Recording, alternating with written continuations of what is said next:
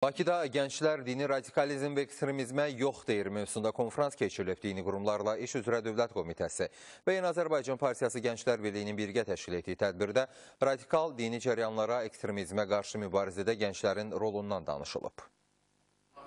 Yeni Azərbaycan Partiyası Gənclər Birliyinin sədri Seymur Orucov konferansın aktuallığından danışdı. Vurğuladı ki, məqsəd dini ekstremizm və radikalizmin mahiyyətini daha geniş şəkildə ictimaiyyətin diqqətinə çatdırmaqdır. Dini qurumlarla İş üzrə Dövlət Komitəsinin sədri Mübariz Qurbanlı ölkəmizdə tarixən formalaşmış dövlət-din münasibətlərinin əhəmiyyətindən danışdı.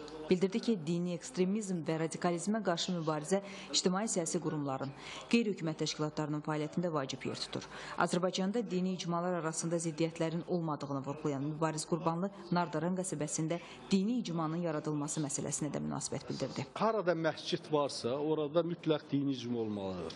Harada tarixi ziyarətgah varsa, orada mütləq dini icma yaradılmalıdır. Nardaranda olan məscidlərdə də icma yaradılmayıbdır. Yalnız bir məscid zamanında orada Nardaranda olan cümə məscidi qeydiyyatdan keçibdir. Sonradan təkrar qeydiyyatdan keçməli idi, keçməyibdir. Hazırda həmin məscid yeni icmanın yaradılması istiqamətində iş gedir.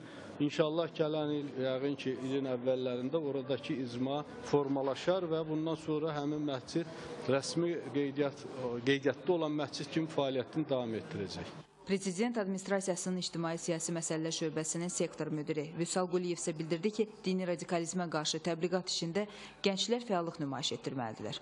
Azərbaycan gəncliyi vətənpərvər, dövlətçiliyinə sadiqdir. Millət vəkili Şahin İsmailov, Gənclər Fondunun icraçı direktoru Fərhad Hacıyev və digər çıxış edənlər dini radikalizm və ekstremizmə qarşı mübarizədə təhsil məsələlərinin üzərinə böyük məsuliyyətin düşdüyünü dedilər.